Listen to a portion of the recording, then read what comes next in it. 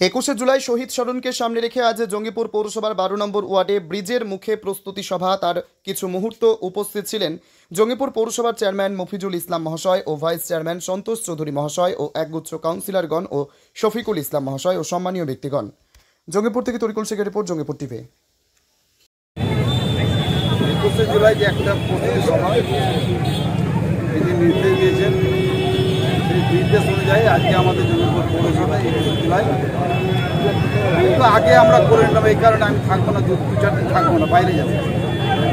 তাই আমি আমার কাউন্সিলর ভাইস চেয়ারম্যানকে নিয়ে একটা আলোচনা করে আজকে ডেটটা দেখলাম খুব ভালো। কেন আমি দেখেছি 2-1 দিন পরে নাকি খুব বৃষ্টি হবে, আর আমি নিজেও থাকবো না। তাই আজকে আমরা 21শে জুলাই সেই প্রস্তুতির সভা আমার জঙ্গিপুর পৌরসভার মা বোন ভাই থেকে নিয়ে আজকে আমরা করলাম আমাদের জঙ্গিপুর পাড়ে 12 নম্বর ওয়ার্ডে। আজকে দেখা গেল তীব্র দাবদাহ, তার মধ্যেও বেশ প্রচুর আপনার কর্মী উপস্থিত ছিল। দেখুন, আমি বলি আজকে আমি আমার জঙ্গিপুরবাসীকে খুব ধন্যবাদ জানাবো কি এত গরমে এত রোদ্রে যে ওনারা মিছিল করে এসছেন, প্রত্যেকটা ওয়ার্ড থেকে মিছিল করে এসছেন। আজকে আপনারা জানেন না, আমি আগে থেকে জানি কি আজকে খুব গরম রোদ পড়েছে, তার জন্য কিন্তু আমি জল এখানে মানে প্রায় 2000-এর উপর জল কিন্তু নিয়ে এসে রেখেছি, মানুষ যাতে অসুবিধা না হয়। আর আজকে আমাদের প্রোগ্রাম খুব ভালো হয়েছে। আমরা 21শে জুলাই আমরা জঙ্গিপুর পৌরসভা থেকে প্রত্যেকটা ওয়ার্ড থেকে আমরা কিন্তু ধর্মতলা যাবো, যেদিন ডাকে। আপনারা বক্তব্যের মাঝে বললেন যে আমাদের অন্তরের মধ্যে কিছু গণ্ডগোল হচ্ছে, তাহলে কি জঙ্গিপুর পৌরসভায় তৃণমূলের গোষ্ঠীদ্বন্দ্ব ঢোকাচ্ছে? না না, আমি তো গণ্ডগোল নয়, আমি বলেছি টুকটাক লেগে থাকে। যেমন আমি শফিকুলের নাম দিয়েছিলাম, দিয়ে শফিকুলের আগে বলেছে আমরা যেমন 5 ভাই, গণ্ডগোল লেগে তো 5 পার্টিশন হয়েছে, সেরকম টুকটাক লেগে থাকে, ওরকম হবে। আবার কিন্তু ইলেকশন এলে ইলেকশন আমরা ভোট তৃণমূলেরই করব, কাউরি কথা শুনবো না। সেখানে আমাদের সঙ্গে কাউরি দ্বিমত থাকবে না। আমরা সবকটা কাউন্সিলর জঙ্গিপুর পৌরসভার আমরা সবাই মিলে ঝাঁপিয়ে পড়ে তৃণমূল কংগ্রেসকে এই পৌরসভা থেকে লিড দেবো।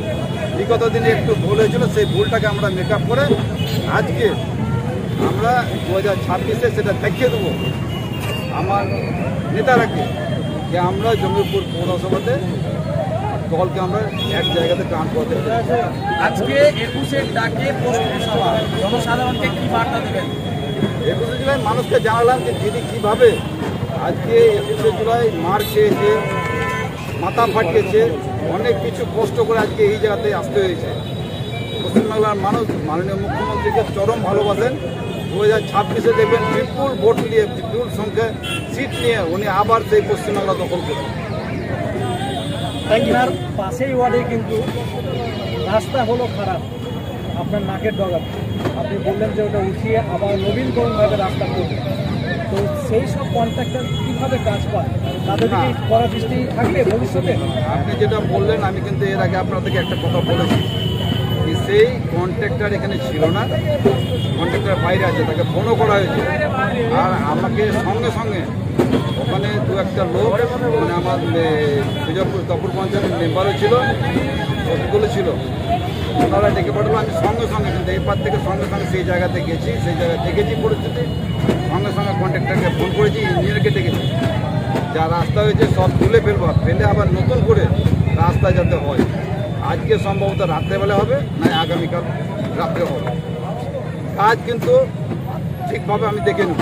আমি পয়সা দেবো, সরকার পয়সা দেবে, আমি পয়সা দেবো, আর রাস্তা খারাপ দেবো, লোক আমাকে গাল দেবে, সেই কথা আমি শুনবো। জঙ্গিপুর পৌরসভার বিভিন্ন ওয়ার্ডে কিন্তু স্বাস্থ্যকেন্দ্র কমপ্লিট হয়ে পড়ে আছে, চালু কবে হবে? কেমন লাগছে? আমি বলি স্বাস্থ্যকেন্দ্র অনেক, আমাদের মাননীয় মুখ্যমন্ত্রী এই টানছে, এই মোটামুটি 2024-25-এ অনেকটাই স্বাস্থ্যকেন্দ্র হয়েছে, কমিউনিটি হল হয়েছে, আপনার অবস্থান ঘেরা হয়েছে, লাইটের স্কিম হয়েছে, সব কিছু দিয়েছে, সেগুলো হচ্ছে। আমি কয়েকদিন আগে চিঠি করেছি যাতে আমাকে কিছু দেওয়া হয়, সেই আমি স্বাস্থ্যকেন্দ্রটা খুলতে পারি। এটা অলরেডি ছাড়া হয়েছে, আর ওগুলো দিলেই আমি মানে স্বাস্থ্যকেন্দ্র নিজের পৌরসভার আন্ডারে হ্যান্ড ওভার দিব, সেটা আমি বলে পাঠিয়েছি। হাইডেন পরিষ্কারের জন্য যে অত্যাধুনিক যন্ত্রপাতির প্রয়োজন আছে আপনারা ভাড়া করে সেটা ব্যবহার করছেন, এতে করে কি জঙ্গিপুর পৌরসভার ট্রেজারিতে একটা প্রভাব পড়বে না? না, মানে আমার বেশি খরচ হবে না, অল্প খরচ হবে। আমি আগে দেখতে চাইলাম যে আমার পৌরসভাতে সেই মেশিনটা কিনলে, আমি জানি না কত দাম, তবে ওই মেশিন যদি আমি লাখ লাখ টাকা খরচ করে কিনলাম, কাজে এলো না, সেটা কিন্তু ঠিক হবে না।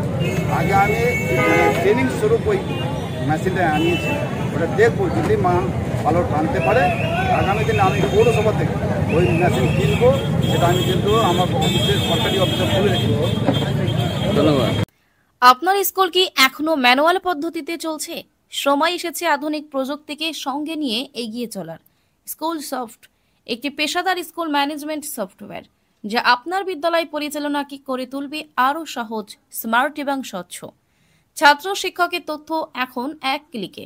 পরীক্ষার ফলাফল তৈরি হবে স্বয়ংক্রিয়ভাবে। ফি আদায়, রসিদ ও নোটিশ পাঠানো একদম সহজ। অভিভাবক শিক্ষকের সংযোগ হবে মোবাইল অ্যাপে এবং আরও অনেক কিছু। স্কুল সফট আধুনিক কন্ট্রোল প্যানেল সহ একটি পূর্ণাঙ্গ ডিজিটাল সমাধান। আজই যোগাযোগ করুন জেসি সার্ভারে। মোবাইল নাম্বার 8436005513 এই নম্বরে ফোন করুন আরও বিস্তারিত জানতে। www.jcserver.in ক্লিক করুন এবং আপনার বিদ্যালয়ে আনুন ভবিষ্যতের প্রযুক্তি। স্কুল সফট, আপনার স্কুল আপনার নিয়ন্ত্রণে।